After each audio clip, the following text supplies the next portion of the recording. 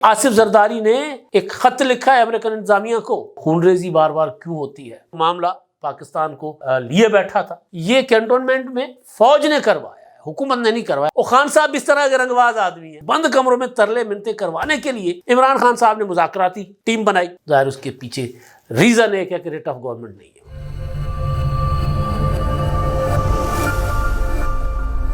السلام علیکم، میں امداد سمرو۔ اڈیالہ جیل سے آئی ہے بڑی خبر کہ اڈیالہ جیل کے مکین عمران خان صاحب رہ رہ کر کس کو یاد کرتے ہیں، کس کی یاد میں بے چین اور بے قرار ہو جاتے ہیں۔ ایک تو آپ کو یہ سارا قصہ سنائیں گے، سارا احوال بتائیں گے۔ آج تحریک انصاف اور حکومت کے درمیان مذاکرات کا باضابطہ آغاز ہونے جا رہا ہے۔ پہلے اجلاس 11 بجے تھا اور بعد میں اجلاس 3 بجے کر لیا گیا۔ وہ کیوں ہوا، اس پر بھی تفصیلات آپ کے سامنے رکھیں گے اور کیا ہو سکتا ہے۔ اور ایک اور جو ہے وہ معاملہ پاکستان کو لیے بیٹھا تھا، جس کو کہتے ہیں کہ پاکستان کے لیے ایک بہت بڑا مسئلہ بن چکا تھا، جو بحران کی شکل اختیار کر سکتا تھا، لیکن بہرحال اس کو مسئلے کو حل کر دیا گیا ہے۔ معاہدہ ہو گیا ہے کرم کے جو متحارب گروپس تھے، یا کرم میں جو آپس میں دست و گریباں تھے، دست و گریباں کیا بلکہ خون ریزی جن کے درمیان ہو رہی تھی، وہاں امن معاہدہ ہو چکا ہوا ہے، 14 نکاتی امن معاہدہ ہے۔ اور ایک اور چیز کہ کل تحریک انصاف کی صوبائی حکومت نے اپنے ہی بلدیاتی نمائندوں پر تشدد کیا۔ وہاں پر مظاہرہ کر کے آئے تھے کے پی کے بلدیاتی نمائندے کہ جی ان کو فنڈز دیے جائیں، اختیارات ان سے چھین لیے گئے ہیں، وہ ان کو اختیارات دیے جائیں۔ جب وہ پشاور میں احتجاج کر رہے تھے تو ان پر لاٹھی چارج کیا گیا، ان پر آنسو گیس کی شیلنگ کی گئی، اور پھر تحریک انصاف کے پاکستان سے باہر بیٹھے ہوئے ٹرولز جو ہیں، اظہر مشوانی اور دیگر، انہوں نے کہا کہ یہ جو مظاہرین پر تشدد ہے نا، یہ کینٹونمنٹ میں فوج نے کروایا ہے، حکومت نے نہیں کروایا۔ حالانکہ کالی وردی والی پولیس وہاں پر موجود ہے۔ اگر فوج نے تشدد کروایا تو کیا وہ جو فنڈز ہیں بلدیاتی اداروں کے، وہ فنڈز اسلام آباد پر لشکر کشی کے لیے بھی فوج نے کہا تھا کہ آپ استعمال کریں؟ بلدیاتی اداروں کے اختیارات ختم کر کے ہی علی امین گنڈا پور جو ہے ریسکیو 1122 کی گاڑیاں، چاہے وہ ایمبولنسز ہوں یا فائر بریگیڈز، وہ اسلام آباد لے کر جاتے رہے۔ دوبارہ وہ عجیب و غریب صورتحال ہے کہ جی خود وہی ہے نا جی، تم کرو تو چمتکار اور کوئی اور کرے تو کچھ اور، وہ کہاوت ہے نا ایک، تو وہ یہ خود کرتے ہیں تو ان کے پاس جواز ہوتا ہے کہ جی ہم نے اس لیے کیا ہے۔ تشدد کسی بھی طرح مظاہروں پر، پرامن مظاہروں پر کسی بھی صورت میں جائز نہیں ہے۔ تحریک انصاف کی صوبائی حکومت میں جب بھی اساتذہ نے مظاہرہ کیا، ڈاکٹرز نے مظاہرہ کیا، طلباء نے مظاہرہ کیا، بدترین قسم کا تشدد ان پر کیا گیا اور ڈیمانڈز ان کی نہیں مانی گئی۔ تو بہرحال یہ سارے معاملات ہیں۔ اب اس میں میرا خیال ہے آغاز میں کرم پر بعد میں آتا ہوں، کرم میں کیا کیا معاہدہ ہوا، وہ ساری چیزیں آپ کے سامنے آ چکی ہوئی ہیں، لیکن اس میں جو اس کا فوری طور پر تو میں نیگیٹو پہلو آپ کے سامنے نہیں رکھنا چاہ رہا، ایک پازیٹیو چیز ہے، لیکن اس میں ظاہر ہے اس کی کافی ساری چیزیں جو ریٹ آف گورنمنٹ کے حوالے سے وہ کوسچنیبل ہیں، اس پر سوال اٹھتے ہیں، لیکن ابھی نہیں اٹھانے چاہیے۔ بعض اوقات یہ ہوتا ہے کہ معاملے کو بہت زیادہ خراب کرنے سے بچنے کے لیے اس طرح کے معاہدے بھی کیے جاتے ہیں، اور کرم کا معاملہ تو بہت پرانا ہے۔ جو کل کا معاہدہ ہے اس میں یہ کہا گیا کہ 2008 کا معاہدہ برقرار رہے گا، یعنی 16 سال پہلے بھی ایک معاہدہ ہوا تھا، اسی طرح لڑائی، اسی طرح خون ریزی ہوئی تھی۔ تو خون ریزی بار بار کیوں ہوتی ہے؟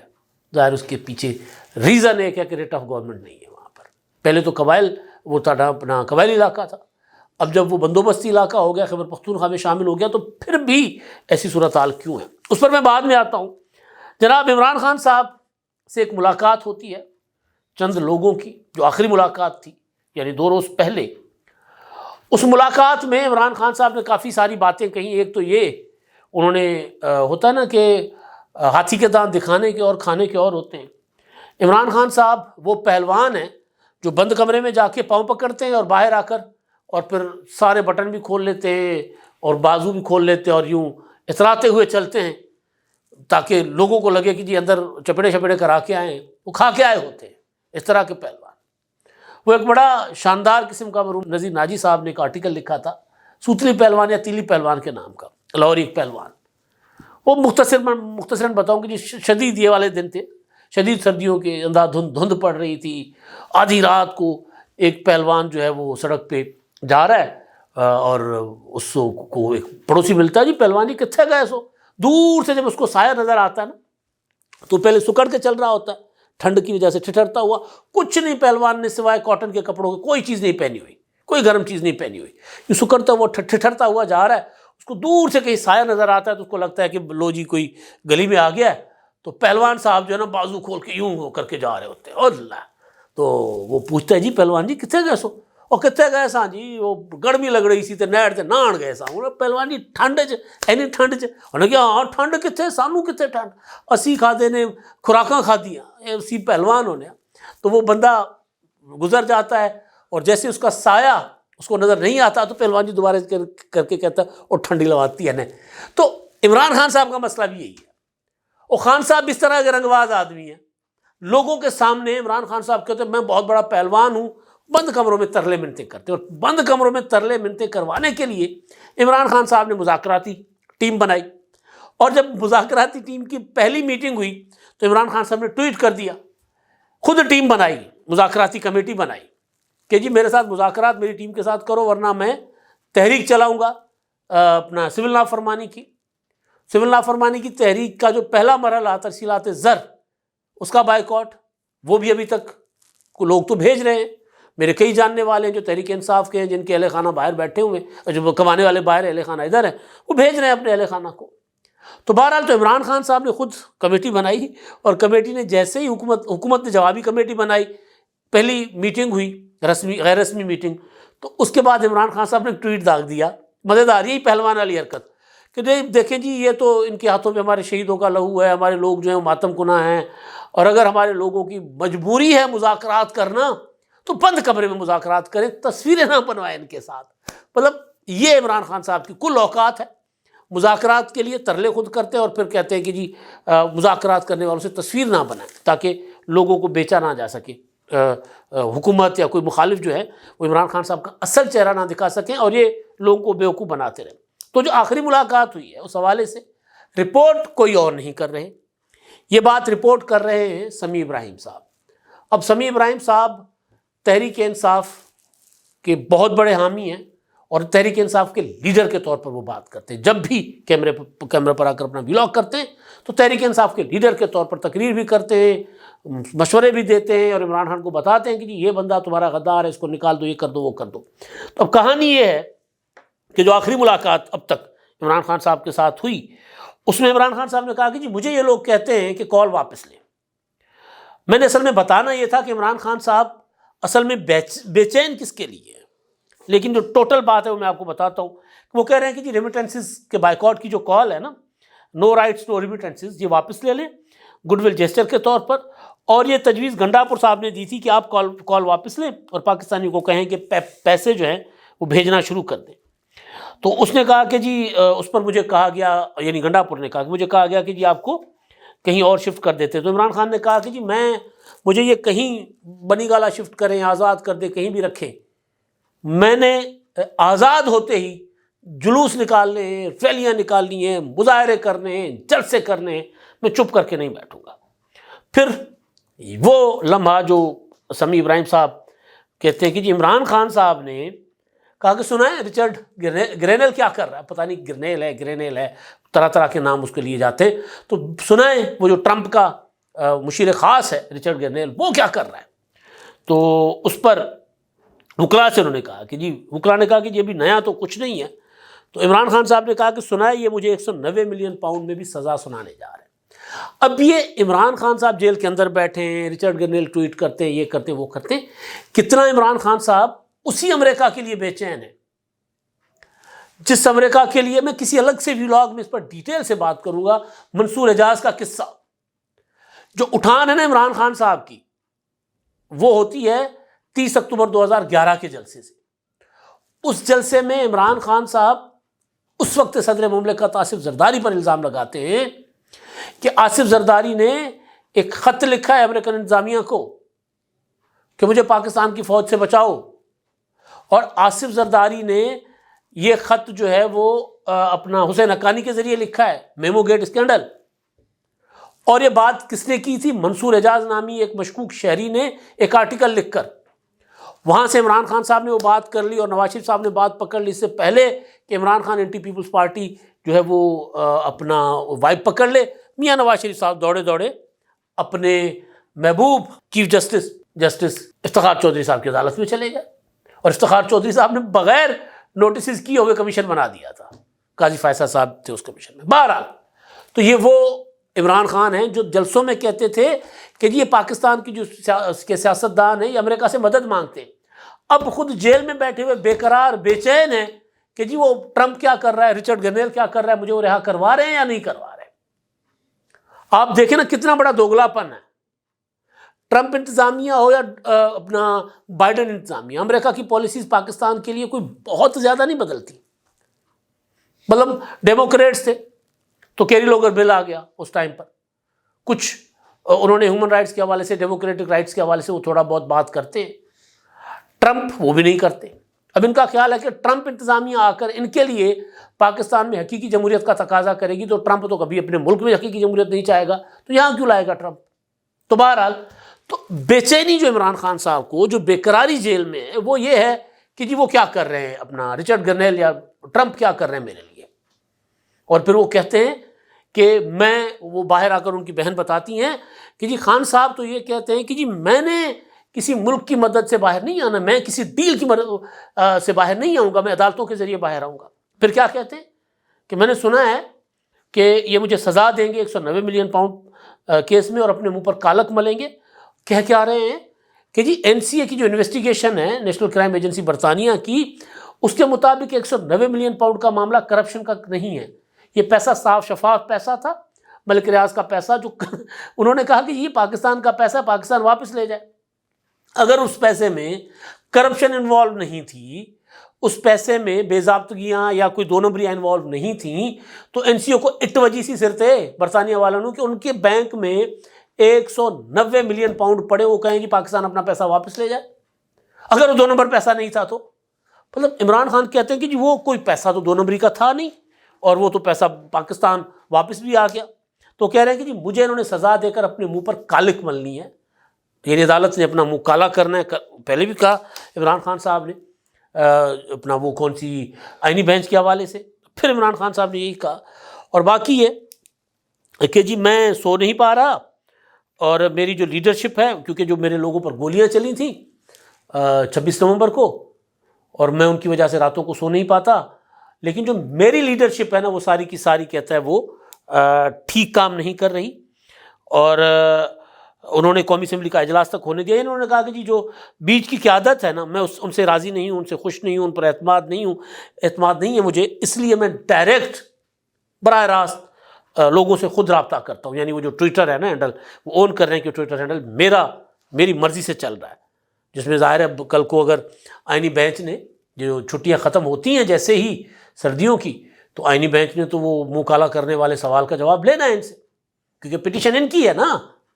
ایک فریق PTI ہے، دوسری فریق حکومت ہے۔ ابھی معاملے کا حتمی فیصلہ نہیں ہوا فوجی عدالتوں والا، اسی پر کہا تھا، تو بلایا تو جائے گا عمران خان صاحب کو۔ تو وہاں جا کر عمران خان صاحب کے جو وکلاء ہیں اس ٹویٹر ہینڈل کو اون کرتے ہیں، یا بیرسٹر گوہر کی طرح کہیں گے جی نہیں یہ عمران خان کی مرضی سے نہیں چل رہا، کہیں اور کوئی اور چلا آ رہا ہے۔ دوسری چیز عمران خان صاحب نے کہا کہ جی انہوں نے اسمبلی کا اجلاس جو ہے وہ چلنے دیا، اور جو حالات کا مقابلہ جو ہے یہ قیادت کرنے کی اہل نہیں ہے۔ تو عمران خان صاحب اب ممکن ہے کہ اگر ان کو ایک اور سزا ہو جاتی ہے اور ان کو نظر آتا ہے کہ ابھی دور دور تک ان کی رہائی کے کوئی امکانات نہیں ہیں، تو پھر خان صاحب جو ہیں وہ قیادت بدل لیں گے، اور پھر قیادت یا بشرا بی سنبھالیں گی یا قیادت سنبھالے گی علیمہ خانم صاحبہ۔ اب یہ مسئلہ ہے، یہ مسئلہ حل ہو جائے نا تو عمران خان صاحب ایک دن میں، یہ جو گھر کی لڑائی ہے یہ حل ہو جائے تو عمران خان صاحب ایک دن میں کسی ایک کے حوالے کر دے پارٹی، کیونکہ بیرسٹر گوہر، سلمان اکرم راجہ صاحب، یہ ان کے عمران خان صاحب ان سے خوش نہیں ہیں، اور سونے پہ سہاگا یہ کہ فواد چودھری صاحب الگ سے تیلیاں لگا رہے ہیں، اور فواد چودھری کی بات عمران خان صاحب کے دل کی بات ہے، وجتی ہے عمران خان صاحب کے دل کو، اور فیصل چودھری صاحب جا کر بتاتے ہیں کہ کیا کیا کر رہے ہیں آپ کے وکلاء باہر۔ اچھا جی، اب کرم کا معاملہ تھا، شکر ہے معاہدہ ہو گیا پاڑا چنار والا، اور توقع کی جا سکتی ہے کہ جی کچھ دنوں میں راستے بھی کھل جائیں گے، امن بھی ہو جائے گا۔ 45 فریقین کے دستخط ہیں، 14 نکات پر مشتمل معاہدہ ہے، اور اس معاہدے کے جو اپنا نکات سامنے آئے ہیں اس کی تصدیق کی ہے بیرسٹر سیف نے بھی، وزیر اعلیٰ علی امین گنڈا پور صاحب نے بھی کہا ہے کہ جن کی کوششیں رنگ لائی ہیں اور امن قائم ہو رہا ہے علاقے میں، اور وہاں پر جو راستے ہیں وہ کھول دیے جائیں گے معاہدے پر عمل کے ساتھ ساتھ۔ معاہدے کے مطابق 2008 کا جو مری معاہدہ تھا وہ برقرار رہے گا۔ حکومت سرکاری روڈ پر خلاف ورزی کرنے والوں کے خلاف سخت ایکشن لے گی۔ کسی بھی ناخوشگوار واقعے پر علاقے کے لوگ اپنی بے گناہی ثابت کریں گے، یعنی ان کو، کیونکہ کمیونٹیز جو ہے یہ قبائل کے طور پر آپریٹ کرتی ہیں، تو وہاں پر کسی ایک قبیلے کا ایک فرد اگر کوئی جرم کرتا ہے تو قبیلے کا جرم سمجھا جاتا ہے، لہٰذا اگر کوئی اونچ نیچ ہوتی ہے نا تو پھر اس قبیلے کو اس بندے سے ڈسٹنس کرنا ہوتا ہے۔ یہ نہیں ہوتا کہ جی یا تو ڈسٹنس کرتے ہیں یا اس کو اون کر لیتے ہیں، پھر وہ لڑائی قبیلے کی لڑائی بن جاتی ہے۔ تو اس لیے کہ اگر کوئی ایسی چیز ہو جائے، ناخوشگوار واقعہ ہو جائے، تو پھر جو کمیونٹیز ہیں، قبائل ہیں، وہ اپنے آپ کو اسے ڈسٹنس کریں گے تاکہ یہ قبیلے کی یا فرقے وارانہ شکل اختیار نہ کر جائے، قبائلی لڑائی یا فرقے وارانہ لڑائی اختیار نہ کر جائے۔ معاہدے کے مطابق کسی شرپسند کو پناہ دینے کی صورت میں متعلقہ شخص مجرم تصور کیا جائے گا۔ روڈ کی حفاظت کے لیے ایپیکس کمیٹی کے فیصلوں کو عملی جامہ پہنایا جائے گا۔ اچھا، یہ معاہدہ جو ہوا ہے نا، یہ معاہدہ ہوا ہے کوہاٹ میں GOC آفس میں، یعنی اس معاہدے کے جو نگرانی ہے وہ فورسز کر رہی ہیں، فوج کر رہی ہیں، اور ایپیکس کمیٹی کے فیصلوں کا ذکر آیا، اس لیے مجھے آیا کہ وہ پوائنٹ تو میں نے بتایا نہیں۔ ایپیکس کمیٹی کے فیصلوں کو عملی جامہ پہنایا جائے گا۔ ایپیکس کمیٹی میں ظاہر ہے وزیر اعلیٰ اس کو چیئر کرتے ہیں، لیکن اس میں کور کمانڈر اور متعلقہ جو فوجی حکام اور سویلین حکام ہوتے ہیں۔ معاہدے مری کے مطابق ضلع کرم کے بے دخل خاندانوں کو اپنے اپنے علاقوں میں آباد کیا جائے گا۔ امن معاہدے میں طے ہوا کہ کرم میں قیام امن کے لیے کوئی بھی اپنے مابین لڑائی کو مذہبی رنگ نہیں دے گا۔ جس طرح ابھی کی لڑائی تھی، DGISPR کا کہنا تھا کہ جو لوگ مرے ہیں 200 کے قریب، جو دونوں طرف سے خون ریزی میں جو جانوں کا نقصان ہوا ہے، وہ یہ کہہ رہے تھے کہ قبائل کا زمین پر تکرار ہے، اس کو مذہبی رنگ نہ دیا جائے، فرقے واریت کا رنگ نہ دیا جائے، لیکن دیا گیا۔ کراچی میں دھرنے ابھی بھی کل تک دھرنے جاری تھے۔ اچھا جی، لاہور میں دھرنے جاری ہیں، 2 مذہبی جماعتوں کی طرف سے الگ الگ دھرنے جاری تھے کراچی میں، تو مذہبی رنگ تو اس کو دیا گیا۔ DGISPR کہہ رہے تھے کہ مذہبی معاملہ نہیں ہے، اور اگر کل کو زمین کے تنازع پر، کسی ذاتی لڑائی پر اگر کوئی جھگڑا ہوتا ہے تو اس کو یہ نہیں ہوتا کہ شیعہ کا سنی سے کوئی جھگڑا ہو گیا تو اس کو شیعہ سنی جھگڑا قرار دیا جائے۔ وہ 2 افراد کی، 2 گھروں کی لڑائی تو ہو سکتی ہے، لیکن اس کو مذہبی رنگ نہ دیا جائے۔ یہ ظاہر سب سے زیادہ بڑی فالٹ ہے، خطرناک قسم کی۔ کالعدم تنظیموں کے کام کرنے اور دفاتر کھولنے پر پابندی ہوگی۔ آمد و رفت کے راستوں پر کوئی رکاوٹ نہیں ہوگی۔ جن علاقوں سے بجلی، ٹیلی فون یا کیبل گزر چکی ہیں یا مزید گزارے جائیں گی، ان پر پابندی نہیں ہوگی، یعنی سرکار کو وہاں پر پراپر کھلا ڈولا کام کرنے دیا جائے گا۔ نئے روڈ کی ضرورت پڑی اور کوئی رکاوٹ پیش آئی تو فریقین مکمل تعاون کریں گے۔ امن معاہدے کے مطابق کسی بھی علاقے میں ناخوشگوار واقعہ رونما ہوا تو فریقین قانون ہاتھ میں نہیں لیں گے۔ اگر 2 گاؤں میں تنازع پیدا ہوا تو ہمسایہ گاؤں کی امن کمیٹی تصفیہ کرے گی، یعنی تیسرا فریق جو ہے وہ منصف کے طور پر بیٹھے گا۔ تخریب کاری میں ملوث افراد کی جلد از جلد گرفتاری ضلعی پولیس اور ریاستی ادارے کریں گے، یعنی اس میں بھی جو تخریب کاری کریں گے تو پولیس اور اتھارٹیز اپنا وہاں پر کام کریں گے۔ ریٹ آف گورنمنٹ آہستہ آہستہ وہاں بحال کرنے کی کوشش ہوگی اس معاہدے کے ذریعے۔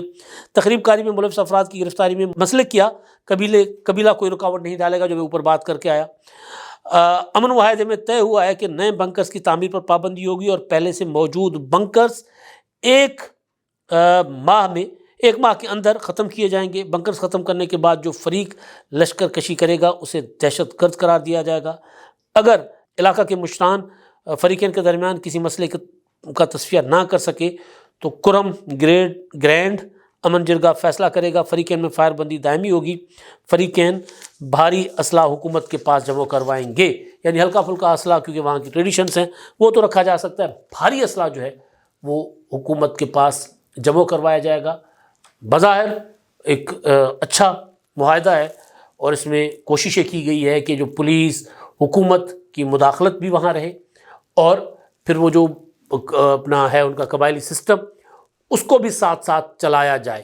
اور اسی طرح ظاہر ایک دم پلٹ تو نہیں سکتے، لیکن اسی طرح چیزیں بہتر ہو سکتی ہیں، بہتری کا امکان موجود ہے۔ ہم خواہش ہی کر سکتے ہیں کہ اس امن معاہدے سے خیر نکلے اور لوگ جو ہیں وہاں پر اپنی زندگی گزار سکیں۔ اب تک 200 کے قریب لوگ جو ہے گولیوں سے مارے جا چکے ہیں، اور 100 کے قریب بتائے جا رہے ہیں ادویات نہ ملنے کی وجہ سے وہاں پر اپنی زندگی ہار چکے ہوئے۔ تو اس معاہدے سے اگر امن ہوتا ہے تو یہ بھی گھاٹے کا سودا نہیں ہے، لیکن ساتھ ساتھ حکومت ریٹ آف گورنمنٹ قائم کرنے کے لیے تیزی کے ساتھ وہاں بندوبست بھی کرے۔ اب تک کے لیے اتنا ہی، اللہ حافظ۔